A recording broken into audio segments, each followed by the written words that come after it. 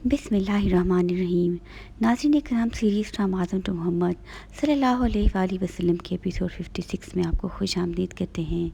जहाँ तक आपको पता है कि हिजरी मोहम्मद सल्लल्लाहु अलैहि वसल्लम का पहला साल हिजरत के बाद शुरू हुआ था, रबी अव्वल 1 हिजरी सितंबर से, जब उन्होंने हिजरत का फ़ैसला किया। नाज़रीन कराम, पिछली दफ़ा नबूवत की हमने 10, 11, 12 साल आपको बताए, यानी नबूवत के 12 साल तक हज़रत पाक सल्लल्लाहु अलैहि वसल्लम मक्का में रहे, और अब हम हिजरी के साल गिनेंगे, यानी हिजरी 1। नबी पाक सल्लल्लाहु अलैहि वसल्लम को अल्लाह की तरफ से अभी तक हिजरत का हुक्म नहीं मिला था। हज़रत अबू बकर भी हज़रत पाक सल्लल्लाहु अलैहि वसल्लम के इशारे पर रुके हुए थे। जैसे कि पिछले एपिसोड में हमने आपको बताया था कि कौन कौन सहाबे करम हुज़ूर पाक सल्लल्लाहु अलैहि वसल्लम से इजाज़त लेकर हिजरत कर गए थे, लेकिन अबू बकर सिद्दीक़ रज़ियल्लाहु तआला अन्हु अभी तक हिजरत नहीं कर गए थे। नाज़रीन करम, हुज़ूर पाक सल्लल्लाहु अलैहि वसल्लम इशारे के लिए रुके हुए थे। हज़रत अबू बकर, इनकी यही तमन्ना थी कि नबी के साथ सफ़र की मियत नसीब हो जाए। उन्होंने सफ़र के लिए 2 ऊँटियाँ ले लीं और 4 माह तक उन्हें बोबल के पत्ते खिलाकर पालते रहे। सहाबा मक्का से रवाना होते रहे, यहाँ तक कि आहिस्ता आहिस्ता रफ्ता रफ्ता सभी हिजरत कर गए।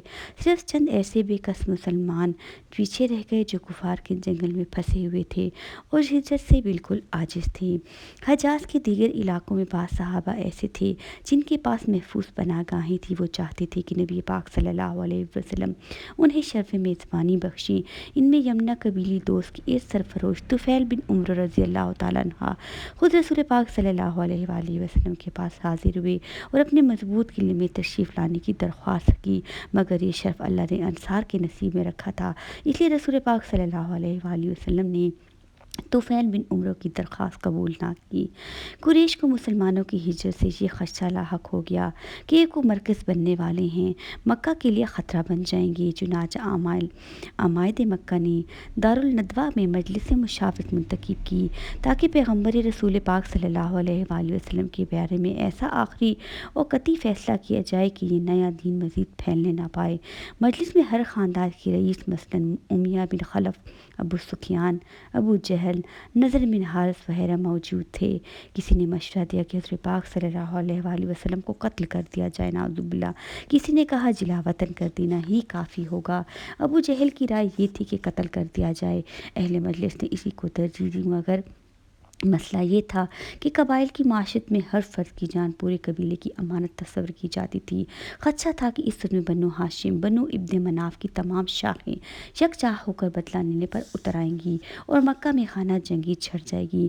आखिर तवील बहस के बाद ये फ़ैसला हुआ कि हर ख़ानदान का एक एक फ़र्द चुन लिया जाए और इनकी जमीयत आज रात बैत नबी का मुजाहरा करे और मुश्तरका तौर पर कातलाना हमला करे। इसी दिन हज़रत पाक सल्लल्लाहु अलैहि वसल्लम को अल्लाह की तरफ से फिलफौर हिजरत का हुक्म मिल गया। कुरैश के कई लोगों ने इस कदर दुश्मनी के बावजूद अपनी कीमती अमानतें आप सल्लल्लाहु अलैहि वसल्लम के पास रखवाने का मामूल तुर्क नहीं किया था। हज़ूर पाक सल्लल्लाहु अलैहि वसल्लम ने इनकी अमानतें हज़रत अली रज़ियल्लाहु तआला अन्हा की सपुर्द की कि इनके माल को पहुँचाकर बाद में वो भी यस्रिब आ जाएँ। अब हज़रत पाक सल्लल्लाहु अलैहि वसल्लम अपने इस घर से जुदा हुए जिसमें हज़रत खदीजा से निकाह के बाद आपने ज़िंदगी के 28 बरस गुजारे थे। नाज़रीन कराम, सुनने वालों को तो लग रहा होगा कि ये एक एपिसोड है, लेकिन इसको बनाने के लिए कितनी क़ुव्वत चाहिए होती है, इसका आप अंदाज़ा नहीं लगा सकते। आप एक लम्हे के लिए सोचें कि कौन अपनी प्यारी बीवी का वो निशानी और उसको ऐसे खैरबाद कर सकता है, या कौन अपने आबादाद के मुल्क को ऐसे बेयार और मददगार छोड़ सकता है। ये उसका दर्द है जो ये करता है या कर चुका है। किसको आगे लेकर चलते हैं। 28 साल बरस गुजारे थे आप हमेशा हमेशा के लिए, ना सिर्फ ये घर बल्कि ये मुकद्दस शहर भी छोड़ने जा रहे थे। आप अपनी अहलिया हर सुदा और छोटी छोटी बेटियों और उम्मे कलसूम फातिमा को भी यहीं छोड़ कर जा रहे थे। बड़ी बेटी ज़ैनब भी मक्का में अपने शौहर अबुल आस के घर में थी जो अभी मुसलमान नहीं हुए थे। हज़ूर पाक सल्लल्लाहु अलैहि वसल्लम ने रवानगी के बारे में इंतहाई राहदारी बरतते रहे। जब आपको अल्लाह की तरफ से हुक्म मिला तो इस दिन सुबह तक अबू बकर को भी इल्म ना था कि आप रवानगी आज करेंगे। हज़ूर पाक सल्लल्लाहु अलैहि वसल्लम दोपहर की शदीद गर्मी में सर पर रुमाल ओढ़े घर से निकले और सीधे अबू बकर सिद्दीक़ रज़ियल्लाहु तआला के यहाँ पहुँचे। उन्हें बताया कि अल्लाह की तरफ से हिजरत का हुक्म आ गया है। वो बोले, मेरे माँ बाप आप पर कुर्बान। آپ کا ساتھ نصیب ہو۔ حضور پاک صلی اللہ علیہ وآلہ وسلم نے فرمایا تم ساتھ ہو۔ صدیق اکبر تشکر اور مسرت کے ملے جلوے جذبات سے رو پڑے اور عرض کیا میری ان 2 اونٹیوں میں سے ایک لے لیجئے۔ آپ نے فرمایا ہاں مگر قیمت دے کر۔ حضرت عائشہ اور حضرت اسما نے نہایت عجلت کے عالم میں سفر کے لیے کھانے پینے کا سامان تیار کیا مگر خوراک کے تھیلے اور پانی کی مشک کا منہ بند کرنے کے لیے رسی نہ ملی۔ اسما رضی اللہ تعالیٰ عنہ نے والد محترم سے کہا باندھنے کے لیے نیزاک کمر بند کے دوپٹے کے سوا کچھ نہیں ہے۔ والد نے فرمایا اسی کو پھاڑ کر ایک سے تھیلے اور دوسرے سے مشک کا منہ باندھ دو۔ انہوں نے ایسا ہی کیا، اس لیے انہیں ذات النطاقین دوہرے نطاق والا کہا جانے لگا۔ سیدنا ابو بکر صدیق رضی اللہ عنہ اپنی بیٹیوں حضرت اسما اور عائشہ اور بوڑھے نابینا باپ ابو قحافہ کو اللہ کے سہارے چھوڑ رہے تھے۔ انہوں نے گھر میں موجود ساری رقم نبی پاک صلی اللہ علیہ وآلہ وسلم کی خدمت کے لیے ساتھ لے لی۔ آپ کو لے کر عقبی دروازے سے نکل گئے۔ حضرت ابو قحافہ کو ان کے نکلنے کے بعد شک ہوا تو اسما رضی اللہ تعالیٰ عنہ سے پوچھا مجھے لگتا ہے کہ ابو بکر صدیق نے تمہیں تکالیف میں ڈال دیا ہے کہ جاتے جاتے وہ ساری رقم بھی لے گئے۔ حضرت اسماعیل نے مطمئن کرنے کے لیے فرمایا نہیں وہ تو بہت کچھ چھوڑ گئے ہیں۔ پھر اس طاق میں جہاں رقم رکھی تھی کچھ چھوٹے چھوٹے پتھر ڈال کر اوپر کپڑا ڈال دیا اور نابینا دادا کا ہاتھ پکڑ کر اس پر پھیر انہیں تسلی ہو گئی بولو چل اگر وہ اتنا کچھ چھوڑ گئے ہیں تو اچھا ہے تمہارا گزارا ہو جائے گا، چونکہ یثرب تک سیدھا جانے میں پورا خطرہ تھا کہ قریش تعقب کر کے پکڑ لیتے، اس لیے بہت سوچ سمجھ کر نکلنے کی تدبیر کی گئی جس میں حضرت بکر کے بیٹے عبداللہ اور آزاد کردہ غلام عامر بن فہیرہ رضی اللہ تعالیٰ عنہ کو شریک کر لیا گیا۔ عبدالرحمن بن ابی بکرہ بھی اسلام نہیں لائے تھے، انہیں بے خبر رکھا گیا۔ طے یہ ہوا کہ دونوں حضرات مکہ کے باہر حاضر سور میں چھپ جائیں گے، 3 راتیں وہاں چھپ کر گزاریں گے۔ اس دوران اہل مکہ کی خبریں لانے کا کام عبداللہ بن ابی بکر کریں گے۔ تیسرے دن جبکہ قریش تھک ہار کر بیٹھ چکے ہوں گے، اونٹیوں پر سوار ہو کر ایک غیر معروف راستے سے منزل مقصود تک کا سفر روانہ ہو جائے گا۔ غیر معروف راستے میں بھٹکنے سے حفاظت کے لیے عبداللہ بن اریت نامی ایک پیشہ ور رہنما کو اجرت پر ساتھ لینا بھی طے تھا جو مشرک ہونے کے باوجود پیشہ ورانہ رازداری میں پکا تھا۔ نبی پاک صلی اللہ علیہ وآلہ وسلم اور حضرت بکر صدیق رضی اللہ عنہ اونٹیوں پر سوار ہو کر مکہ سے نکلے۔ ایک ٹیلے پر چڑھ کر آپ نے اس مقدس شہر کو مخاطب کر کے کہا اے مکہ، اللہ کی قسم تو زمین کا بہترین شہر اور اللہ کو سب سے زیادہ پیارا ہے۔ اگر مجھے نکالا نہ جاتا تو میں تجھ سے ہرگز نہ نکلتا۔ یہ واقعہ جمعے کو 10 ستمبر کا ہے۔ قریش کا یہ خیال تھا کہ رسول پاک صلی اللہ علیہ وآلہ وسلم رات کو ہجرت کریں گے۔ انہوں نے شب بیت نبی کا مظاہرہ کر لیا۔ اس طرح حضور کے فرمان کے مطابق حضرت علی بیت نبی کے سین میں بستر نبی پر چادر نبی اوڑھ کر لیٹے رہے۔ قریش دھوکہ کا شکار ہو گئی۔ ان کے ہاں رشتہ داروں کو گھر میں گھس کر مانا آر کی بات تھی، لہٰذا عطا کی دیواریں چھوٹی ہونے کے باوجود وہ باہر کھڑے رہے۔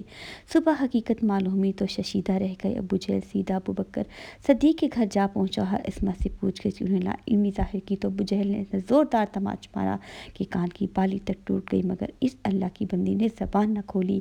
حضور پاک صلی اللہ علیہ وسلم اور حضرت ابو بکر سیدھے غار ثور پہنچے۔ اونٹی عبداللہ بن اریت کے حوالے کر دی۔ اس سے طے کر لیا گیا تھا کہ تیسری شب وہ سواریاں غار کے پاس لے آئیں گے۔ طے شدہ ترتیب کے مطابق اس دوران عبداللہ بن ابی بکر رضی اللہ عنہ جو نہایت چالاک لڑکے تھے، شام کو اہل مکہ کی بھاگ دوڑ اور مشوروں کی خبریں غار تک لاتے اور رات غار میں گزارتے۔ عامر بن فقیرہ سارا دن بکریاں چراتے اور عشاء کے بعد غار میں آ کر بکریوں کا دودھ پیش کرتے۔ قریش نے حضرت پاک صلی اللہ علیہ وسلم اور حضرت ابو بکر کو شہر میں نہ پا کر ہر راستے آپ کی تلاش شروع کر دی۔ اس مقدس ہستیوں کو قتل یا گرفتار کرنے والے کے لیے 100 اونٹوں کے انعام کا اعلان کر دیا گیا۔ اس خطیر انعام کی حرص میں درجنوں لوگ اس مہم پر نکل کھڑے ہوئے تھے۔ ایک موقع پر کھوج لگانے والے کچھ لوگ غار ثور کے دہانے تک آ پہنچے۔ تب سیدنا ابو بکر کی بے چینی ناقابل بیان تھی۔ آپ کی جان کا خوف انہیں لرزے دے رہا تھا۔ وہ سرگوشی میں بولے یا رسول اللہ، اگر یہ لوگ اپنے پیروں کی طرف جھانک کر دیکھ لیں تو ہم نظر آ جائیں گے۔ حضور پاک پورے اطمینان سے بولے اے ابو بکر گھبراؤ نہیں، اللہ ہمارے ساتھ ہے۔ قریش اتنے قریب پہنچ کر بھی ناکام واپس لوٹ گئے۔ 3 راتوں کی رپوشی کے بعد رات کے آخری پہر حضور پاک صلی اللہ علیہ وآلہ وسلم اور ابو صدیق غار سے نکلے۔ دونوں اونٹیاں سواریوں کے لیے تیار تھیں۔ رہبر عبداللہ بن اریک بھی آ گیا اور عامر بن فقیرہ بھی۔ فہیرہ بھی۔ اب 4 افراد کا یہ قافلہ ایک پیچیدہ راستے سے جو معروف شہرہ کی نسبت ساحل سے قریب تھا، یکم پیر ربیع الاول کو اپنی منزل کی سمت روانہ ہوا۔ رات اور اگلے دنوں دوپہر تک سفر تیز ہی جاری رہا۔ گرمی کی شدت تھی، دور دور تک آرام تھا نہ آدمزاد۔ گرمی اور تھکن کی وجہ ظہر کے وقت یہ حضرات سایہ تلاش کرنے لگے۔ آخر ایک اونچی چٹان نظر آئی جس کا کچھ سایہ تھا۔ ابوبکر نے اپنے ہاتھ سے زمین کو ہموار کر کے اس پر اپنی چادر بچھائی اور نبی پاک صلی اللہ علیہ وآلہ وسلم سے عرض کیا، یا رسول اللہ، آپ آرام فرمائیے۔ حضور استراحت فرما رہے ہوتے تھے۔ ابوبکر گشت کرنے لگے تاکہ کوئی تعقب آ رہا ہو تو دیکھ لیں۔ کچھ دیر بعد ایک کمسن چرواہا اپنے ریوڑ میں سایہ تلاش کرتے ہوئے ادھر سے گزرا۔ حضرت ابوبکر صدیق رضی اللہ تعالیٰ عنہ نے پوچھا، تم کس کے چرواہے ہو؟ اس نے ایک قریشی شخص کا نام لیا۔ صدیق اکبر نے پوچھا، تمہارے پاس دودھ والی بکریاں ہیں؟ اس نے اس بات میں جواب دیا تو فرمایا، ہمیں دودھ نکال دو گے؟ چرواہا حامی بھر کر ایک بکری کا دودھ نکالنے بیٹھ گیا۔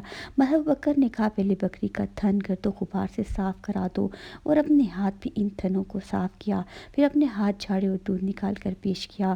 حضرت ابوبکر آقائے عام محمد صلی اللہ علیہ وآلہ وسلم کو جگانا نہیں چاہتے تھے، مگر جب دودھ لے کر پلٹے تو آپ بیدار ہو چکے تھے۔ حضور پاک صلی اللہ علیہ وسلم نے اپنے پاس موجود منہ بند چھاگل سے صاف پانی نکال کر دودھ میں ملایا اور یہ ٹھنڈا مشروب پیش کرتے ہوئے فرمایا، یا رسول اللہ، یہ نوش فرما دیجیے۔ حضور پاک صلی اللہ علیہ وسلم نوش فرما چکے تو خادم بارگاہ رسالت نے کہا، یا اللہ رسول اللہ، کیا روانگی کا وقت نہیں ہو گیا؟ آپ نے فرمایا، ہاں بالغ۔ اب سورج ڈھل چکا تھا، چنانچہ آگے سفر شروع ہوا۔ ویران راستہ ختم ہو گیا اور کہیں کہیں حضرت ابوبکر کے شانسا قبائلی ملنے لگے جو رسول اللہ صلی اللہ علیہ وآلہ سے متعارف نہ تھے۔ حضرت ابوبکر دیکھتے ہی عمر سیدھا لگتے تھے اور حضور بالغ سیاہ ریش اور جوان لوگ پوچھتے، ابوبکر یہ آپ کے ساتھ کون ہے؟ وہ فرماتے، یہ سب ہمارے رہنما ہیں۔ لوگ سمجھتے کہ یہ راستے کے رہبر ہیں۔ حضرت ابوبکر کی مراد تھی کہ یہ راہ ہدایت دکھانے والے ہیں۔ رسول پاک صلی اللہ علیہ وسلم پورے اطمینان سے قرآن مجید کی تلاوت کر رہے تھے اور حضرت ابوبکر چونکہ انداز میں مسلسل ہر طرف نگاہ رکھے ہوئے تھے، کیونکہ تعقب کا خطرہ موجود تھا، اور حقیقت یہ تھی کہ واقعی خطرہ سر پر تھا۔ بنو مدالج کے ایک گھڑ سوار سراقہ بن مالک نے قریش کی طرف سے سون کے انعام کا شہرہ سنا تو حضور کی تلاش شروع کر دی۔ آخر صحرا میں قافلہ نبوت نظر آ گیا۔ سراقہ نے گھوڑے کو ایڑ لگا کر تیزی سے فاصلہ طے کیا اور یہاں تک کہ حضور پاک صلی اللہ علیہ وآلہ وسلم کی قرات کی آواز سنائی دینے لگی۔ حضرت ابوبکر صدیق رضی اللہ تعالیٰ عنہ نے ایک گھڑ سوار کو یوں تیزی سے آتے دیکھا تو کہا، یہ گھڑ سوار ہم تک پہنچنے کو ہے۔ حضور پاک صلی اللہ علیہ وآلہ وسلم نے فرمایا، گھبراؤ نہیں، اللہ ہمارے ساتھ ہے۔ پھر دعا کی، یا اللہ اس سے گرا دے۔ اسی وقت سراقہ بن مالک کا گھوڑا پیٹھ تک زمین میں دھس گیا۔ سراقہ بن مالک کو آپ کے سچے ہونے اور عنقریب غالب آنے کا یقین ہو گیا، لہٰذا فوراً معافی مانگی اور امان نامہ طلب کیا۔ حضور پاک صلی اللہ علیہ وآلہ وسلم کے حکم سے عامر بن فہیرہ رضی اللہ تعالیٰ عنہ نے چمڑے کے ایک ٹکڑے پر امان نامہ لکھ دیا۔ پھر حضور پاک صلی اللہ علیہ وآلہ وسلم نے فرمایا، تم اس راستے میں رہو اور کسی کو ہم تک آنے نہ دینا۔ سراقہ نے وعدہ کر لیا۔ حضور پاک صلی اللہ علیہ وسلم نے عین اس حالت میں جبکہ دین اسلام اپنی تاریخ کی نازک ترین گھڑی سے گزر رہا تھا اور خود زندگی شدید خطرات میں گھری، سراقہ بن مالک کو ایک ایسی خوشخبری دی جو اسلام کی حقانیت کی دلیل اور اس کے ماننے والوں کے لیے روشن ترین مستقبل کی نوید تھی۔ حضور پاک صلی اللہ علیہ وسلم نے فرمایا، سراقہ تمہاری کیا کیفیت ہوگی جب کسرا کے کنگن تمہارے ہاتھوں میں پہنائے جائیں گے؟ واپس جاتے ہوئے سراقہ بن مالک کو شدید حیرت بھی تھی اور حضور کے کمالات کا اعتراف بھی۔ کون سوچ سکتا تھا کہ صرف 15 برس بعد نبی پاک صلی اللہ علیہ وآلہ وسلم کے دوسرے خلیفہ سیدنا عمر فاروق کے دور میں کسرا کا خزانہ مسلمانوں کے قدموں میں اور شروان کے کنگن سراقہ کے ہاتھوں میں ہوں گے۔ سراقہ بن مالک نے اپنا وعدہ پورا کیا اور اس سمت آنے والے ہر مشرک کو یہ کہہ کر واپس کر دیا کہ اس سمت کا جائزہ لے چکا ہوں۔ بعد میں سراقہ نے اسلام قبول کر لیا اور صحابہ کی صف میں شامل ہوئے رضی اللہ تعالیٰ عنہ۔ آخری مبارک قافلہ منزل کے قریب پہنچ کر معروف شاہراہ پر آ گیا۔ یہاں سب سے پہلے ان کی ملاقات شام سے مدینہ لوٹنے والے مسلمانوں کے تجارتی قافلے سے ہوئی، جس میں رسول پاک صلی اللہ علیہ وآلہ وسلم کی پھوپھی زاد اور حضرت ابوبکر صدیق رضی اللہ تعالیٰ عنہ کے داماد حضرت ربیع رضی اللہ تعالیٰ عنہ بھی شامل تھے۔ مقدس ہستیوں کے کپڑے سفر سے گرد آلودہ ہو چکے تھے۔ حضرت زبیر رضی اللہ تعالیٰ عنہ نے سفید نئے کپڑے پیش کیے۔ قائرین، یہ واضح ہو چکا ہے کہ اس تاریخ ساز سفر میں شروع سے آخر تک حضرت ابوبکر صدیق کا خزانہ حضور کے ہمدم و ہم ساتھ دکھائی دیتا ہے۔ ہجرت ہجرت شروع بھی انہی کے گھر سے ہوئی، ہار کے رازدار اور راستے کے خدمتگار بھی یہی حضرت تھے۔ آخری مرحلے پر بھی اسی گھرانے کی ہدیہ پیش کرنے کی سعادت ملی۔ اس سے حضور پاک صلی اللہ علیہ وآلہ وسلم اور ابوبکر صدیق رضی اللہ عنہ کے مابین گہرے رشتے کا اعتماد کے تعلق کا اندازہ ہو سکتا ہے۔ ہجرت اس یادگار اور تاریخ ساز سفر کا ذکر قرآن مجید میں بھی ہے۔ حق تعالیٰ شانہ حار سور کی تنہائیوں میں رسول پاک صلی اللہ علیہ وآلہ وسلم کے ساتھ ابوبکر صدیق رضی اللہ عنہ کی معیت کو خاص طور پر بیان کیا۔ ارشاد باری تعالیٰ ہے جس کا ترجمہ ہے، اگر تم اس رسول کی مدد نہیں کرو گے تو رسول کا کچھ نقصان نہیں، کیونکہ اس کی اللہ نے اس وقت بھی مدد کی جب اس کو نکالا گیا تھا کافروں نے، اس حال میں کہ وہ دو میں سے دوسرا تھا، جب وہ دونوں تھے غار میں، جب وہ کہہ رہا تھا اپنے رفیق سے، تو غم نہ کر، بے شک اللہ ہمارے ساتھ ہے۔ پھر اللہ نے اتاری اپنی طرف سے اس پر تسکین اور اس کی مدد کی اور فوجیں بھیجی کہ تم انہیں نہیں دیکھے۔ امام رازی رحمۃ اللہ نے تفسیر کبیر میں اس آیت کی ذیل میں حضرت سیدنا ابوبکر صدیق کی کئی خصوصیات روشنی ڈالتے ہوئے خلاصہ بیان کیا ہے۔ ہجرت کا سفر قریش کی تکالیف و دشمن سے بچنے کی خاطر کیا گیا تھا۔